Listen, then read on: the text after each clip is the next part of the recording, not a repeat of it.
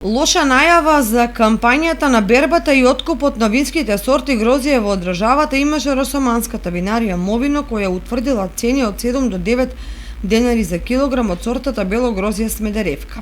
Таквата вест ги разгневи лозарите првенствено од Теквешијата, но и од другите производствени региони во државата. Прво, затоа што тоа се понижувачко ниски цени на грозјето, со што се омаловажуваат лозарите. Незадоволни од винариите, лозарите ќе бараат државата да го откупи целиот род поради економската криза која ја предизвика пандемијата на коронавирус, но по реални цени кои нема да бидат пониски од минатогодишните. Поради тензичната ситуација се огласи од Министерството за земјоделство, шумарство и водостопанство, од каде велат дека лозарите, винариите и државата треба да бидат партнери, бидејќи имаат заедничка цел, а тоа е земјоделско производство од кое сите ќе имаат бенефит.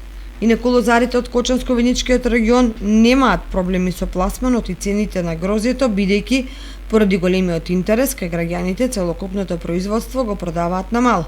При тоа за сортите вранец достигнуваат цена од 14 до 15 денари за килограм, а за Смедеревката околу 12 денари за килограм. Во овој промет шеќерни единици не се мерат, бидејќи се останува на проценка на купувачите. Иако оваа година им се погоди на лозарите, родот е богат и квалитетен, очекувањата се дека повторно ќе бидат постигнати минатогодишните цени.